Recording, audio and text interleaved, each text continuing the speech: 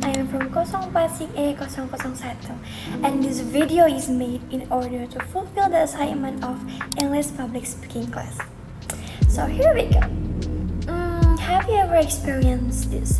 When you try to keep focus on something but your mind just keeps drifting and somehow it becomes harder to remember even simple things? Today, many of us struggle with focus and short-term memory.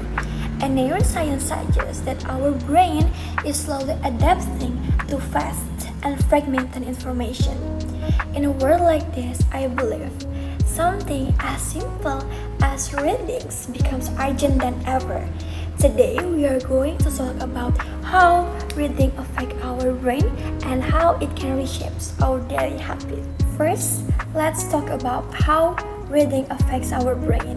According to Marianne Wolf, a cognitive neuroscientist and an author of Reader Come Home, reading is not something we are born with. It's something actually our brain rewires itself to learn how to read. When we read deeply, our brain activates multiple areas at once: language, memory, imagination, and critical thinking. This process is often called deep reading that helps us think carefully and reflectively. However, when we are constantly exposed to fast information, our brain adapts. We become more used to skimming rather than truly understanding. Second, reading is closely connected to our attention and memory. Research from American Psychological Association shows that constant distractions can reduce our ability to focus and affect our short-term memory.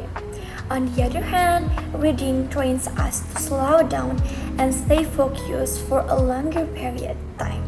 When we read, we follow ideas step by step, which strengthens our concentration and memory. Third, reading influences our daily habits and mindset. What we do repeatedly shapes how we think.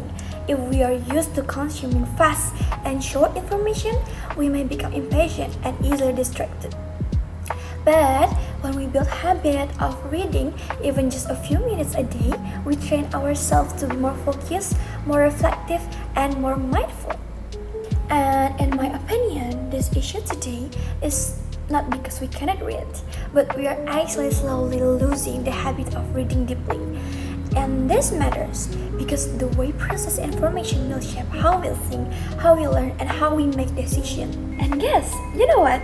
There is one more thing that always gets overlooked, but actually, reading also shapes how we understand other people.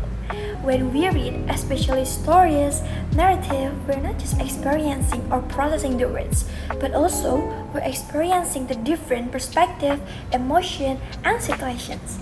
Research by Keith Oatley shows that reading fiction can improve our empathy because it allows us to mentally simulate other people's experiences.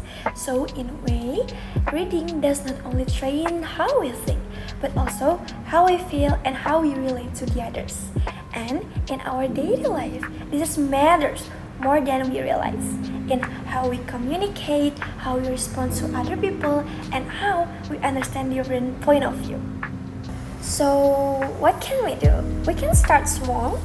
We can build a habit of reading just 10 to 15 minutes a day.